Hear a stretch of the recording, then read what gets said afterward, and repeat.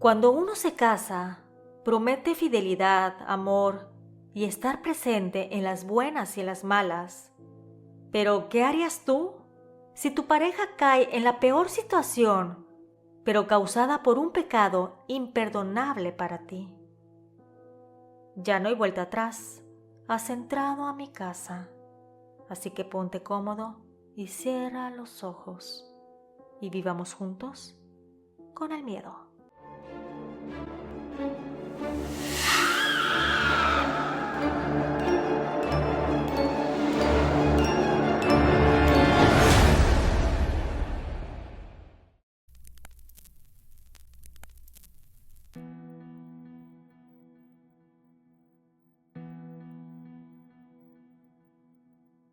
Mi nombre es Soraya y esta historia me sucedió hace algunos años. Me animé a compartirla porque fue algo que me marcó de por vida. Ahora ya no soy tan confiada y pienso 2 veces antes de abrir mi corazón a otra persona. Conocí a Lucas en una expo. Yo era representante de ventas de una compañía y él era representante de ventas de otra empresa similar a la mía. Platicamos y realmente nos la pasamos muy a gusto. Así que intercambiamos teléfonos y una cosa llevó a otra, por lo que empezamos a salir más en forma. Para esas fechas yo tenía 25 años de edad. Vivía sola y viajaba de manera seguida por cuestiones del trabajo, por lo que me considero hasta el día de hoy una mujer independiente y madura. Siempre he sido objetiva y recta en mis decisiones, a pesar de que a veces me duela. Mi mente siempre busca el resultado más razonable.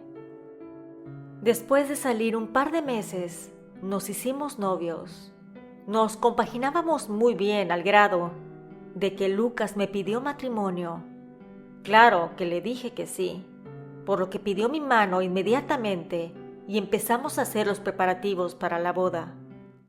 Mientras llegaba la fecha tan anhelada, platicamos mucho acerca de cómo sería nuestra vida en pareja.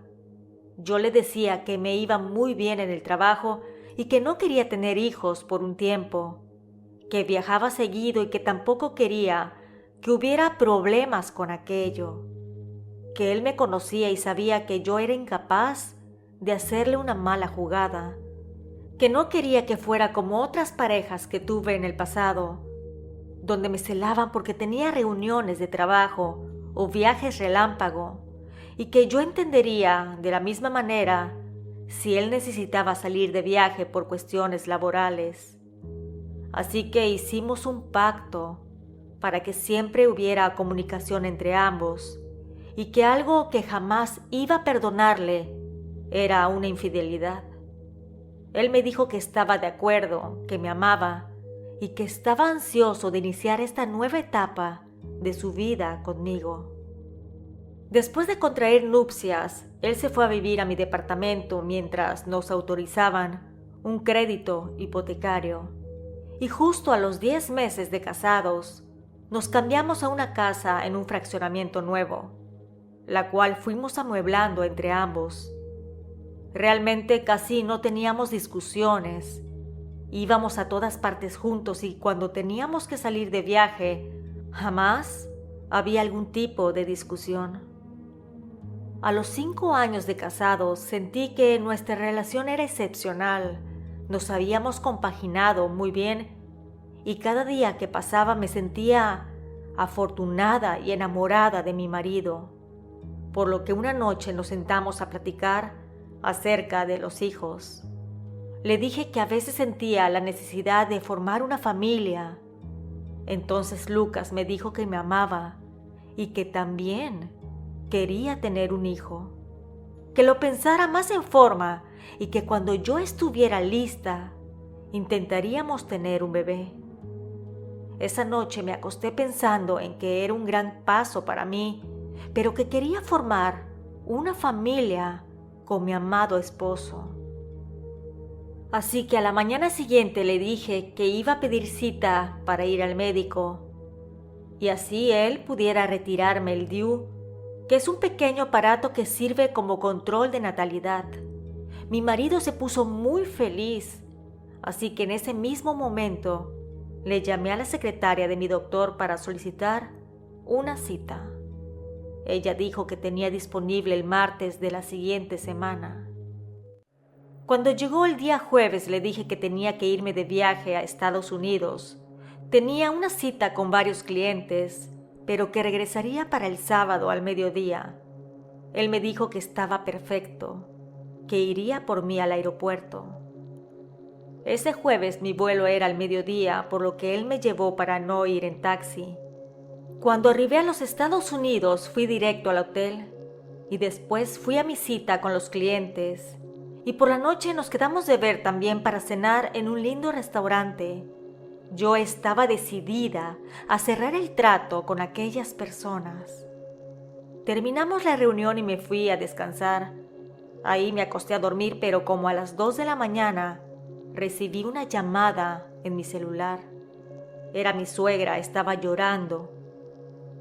Yo le dije que no la entendía, que no entendía nada de lo que me estaba diciendo. Entonces ella trató de calmarse y como pudo me dijo que mi marido había sufrido un accidente, que estaba muy grave en el hospital, que fuera a verlo inmediatamente. Yo me levanté y salí deprisa al aeropuerto y logré comprar un boleto para el siguiente vuelo a las 7 de la mañana. Así que me quedé ahí esperando el resto de la noche, pero estaba en comunicación con mi suegra y mi cuñado, hermano mayor de mi esposo. Me contaban que Lucas estaba en cuidados intensivos, que debido a la magnitud del accidente, su espalda estaba muy lastimada, que lo iban a operar al día siguiente para ver si podían salvarle la movilidad, ya que parecía que iba a perder el movimiento de la cintura para abajo. Yo estaba deshecha. Cuando llegué a mi ciudad cerca de las 9 de la mañana, me fui inmediatamente al hospital. Cuando llegué vi a mis suegros, ellos me abrazaron. Me dijeron que ya había entrado a cirugía y que solo quedaba pedir a todos los santos que lo ayudaran.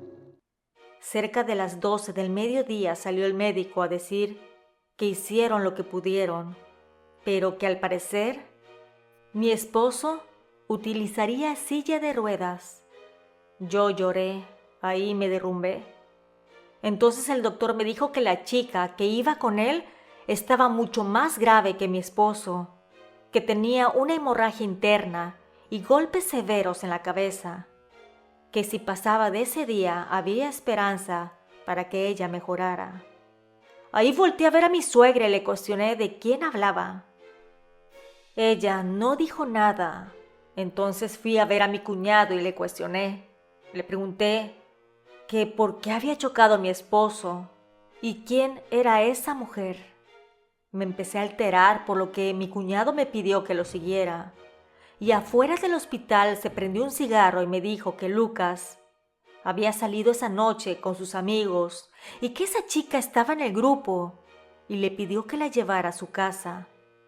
Ahí se me hizo muy extraño todo porque nuestros amigos usualmente son casados y llevan a sus parejas. Entonces mi cuñado empezó a darme como una letanía y trataba de justificarlo, pero mi objetividad salió a flote. Así que le llamé a mi hermana para que fuera a verme ahí. Ella se salió de su trabajo y llegó como a los 20 minutos. Me reclamó que por qué no le había avisado antes.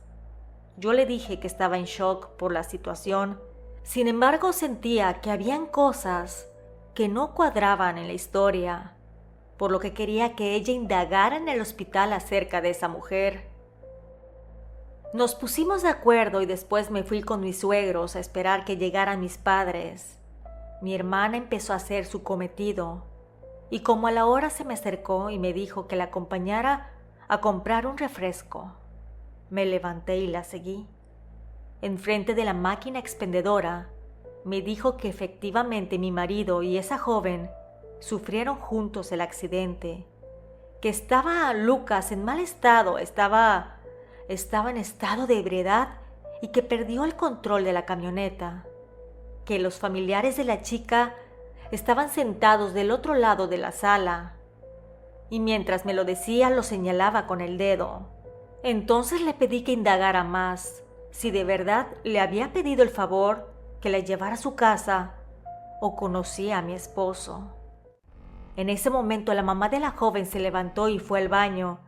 Mi hermana rápidamente fue atrás de ella. Como a los 15 minutos salió la señora y mi hermana también. Yo me acerqué y le pregunté. Ella me dijo que mi esposo y la chica, la cual tenía 22 años de edad, eran novios desde hace un par de años, que él la había ayudado a terminar la universidad y que pensaban irse a vivir juntos.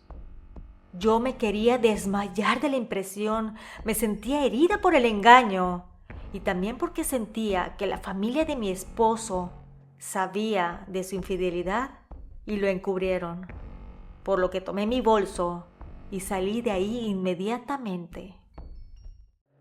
Mi hermana me llevó a la casa, yo estaba en terribles condiciones. El muy sinvergüenza me acababa de decir que quería tener un hijo conmigo y tenía a un amante, por lo que decidí que le pediría el divorcio. No me iba a importar lo que dijera la gente, porque seguramente iban a decir que yo lo abandoné cuando más me necesitaba o que como estaba en silla de ruedas, ya no era de mi agrado. Pero yo sabía la verdad, de que él había sufrido ese accidente alcoholizado y con su amante, con la cual tenía una relación desde hace 2 años. Ese día me llamó mi cuñado por la noche para preguntar a qué hora iría a ver a mi esposo. Yo le dije que no iba a regresar, que mejor lo cuidaran ellos, que él se había accidentado con su amante. Si él me hubiera sido fiel, hubiera sufrido un accidente solo, tal vez por trabajo o por alguna situación ajena, otra cosa sería, pero que al sufrir ese tipo de accidente no era mi responsabilidad. Después de unos 3 días, Lucas empezó a recuperarse y pedía hablar conmigo. Yo no le contestaba el celular, hasta que después de una semana, cuando él salió del hospital, su madre lo llevó a mi casa. Yo le decía que no iba a permitir que pasara, que yo no lo iba a cuidar, que él había sufrido ese accidente por infiel y que mejor lo cuidara su amante, porque según la madre de ella, se iban a vivir juntos. Mi suegra y mi esposo no se iban. Me gritaban desde el jardín que yo era una mala persona, que era mi obligación como esposa cuidar a mi esposo, que él me necesitaba, pero yo simplemente los dejé afuera. Al día siguiente me llamó mi suegra por teléfono para pedir que perdone a su hijo, que yo tenía que cuidarlo, que le habían dado dinero en su trabajo por el accidente, además de que el seguro se hizo cargo de algunos gastos, pero que él necesitaba mi apoyo tanto físico como monetario, que ahora no podía ir a trabajar porque tenía que estar en rehabilitación y que ella no podía cuidarlo, que era mi obligación. Yo le dije a la señora que había pedido el divorcio y que jamás iba a regresar con Lucas, que desde novios le dije que una infidelidad no se la perdonaría. Como a los 5 días, me empecé a sentir un poco mal de la garganta. Sentía como ardor. También empecé a notar que de la nada habían muchas moscas en mi casa, y no solo en la cocina, también en la sala y en las recámaras. Igualmente, habían gusanos de esos blancos que salen cuando la comida se echa a perder, pero al revisar mi bote de basura, no había comida descompuesta. Se me hacía muy raro todo aquello, sobre todo porque yo soy una mujer pulcra, tanto en mi persona como en mi hogar, además de que no tengo mascotas en casa. Cada día que pasaba, mi salud desmejoraba. Me empezaron a salir sarpullidos en el cuerpo y además tenía muchos problemas en el trabajo, problemas que antes no tenía. Sumado que había empezado a padecer depresión, por momentos tenía pensamientos desagradables. Pero yo trataba de entrar en razón, decía que si bien mi marido me había engañado, yo tenía más por qué vivir. Incluso a veces soñaba que yo tenía que regresar con Lucas, que debía de hacerlo, que debía de perdonarlo, si no me iba a ir muy mal. Despertaba exaltada, pero al abrir los ojos veía sombras en mi habitación. Una noche llegó mi hermana para platicar conmigo. Llevó una botella de vino tinto y unas botanitas. Me dijo que necesitaba desahogarme, que si bien no estaba muerta en llanto, ella me conocía y sabía que tenía mucho dolor, solo que no lo demostraba. Ahí platicando le conté lo que me estaba pasando, de los sueños y de mi estado de ánimo. También que en la casa habían muchos insectos desagradables. Entonces ella tomó su celular y se metió a internet.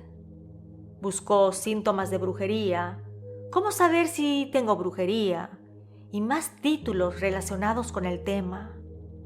Ahí le salieron varios videos que decían algunas cosas y mencionaban que las pesadillas, el sentimiento de depresión y problemas en el trabajo o familiares podrían ser ocasionados por brujería y que las moscas indicaban que habían personas a mi alrededor que son chismosas y me desean mal, y que además los gusanos significaban que la brujería que me estaban haciendo era brujería hecha en el cementerio.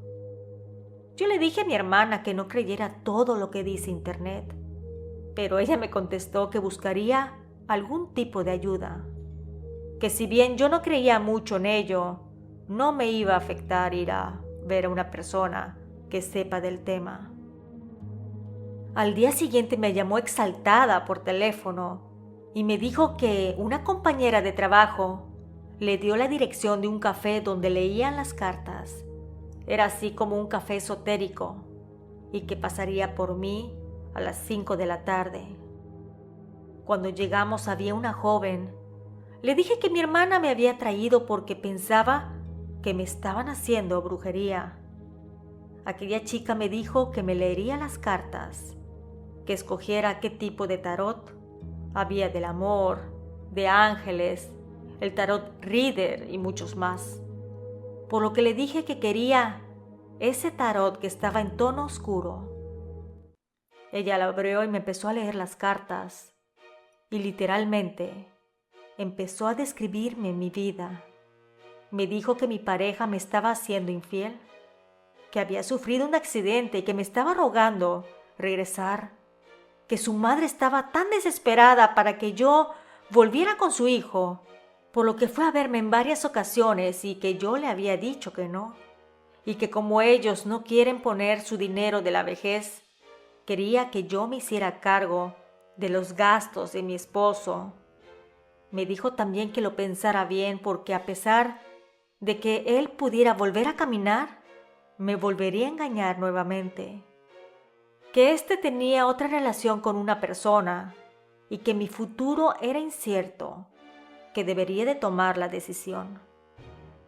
Casi finalizando la lectura de las cartas, me dijo que, según mostraban, yo tenía un entierro, que debería de ir a buscar a alguien que me quitara la brujería, que mi suegra lo había mandado a hacer con una persona que sabe del tema para obligarme a regresar con su hijo, que ella solamente leía el tarot porque no tenía el don de curar. Sin embargo, me dejaría el número de una persona que conocía para que él pudiera ayudarme. Ese mismo día le llamé al señor para pedirle cita. Me dijo que podía ir al día siguiente a su casa. Cuando llegué lo vi y me inspiró confianza. Tenía una cara amable. Fui a verlo en varias ocasiones hasta que me quitó el embrujo. Yo no quería creer en la brujería, sin embargo me sucedió.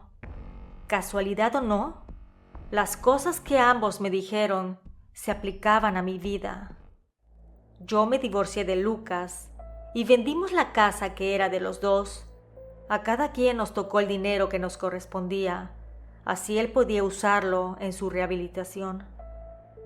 En la actualidad tengo 38 años de edad Estoy en una relación de unión libre con un hombre bueno y todavía no hemos tenido hijos.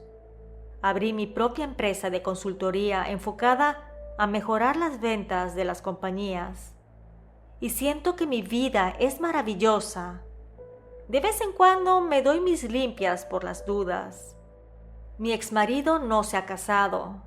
Tengo entendido que ha tenido varias novias, pero no ha formalizado nada.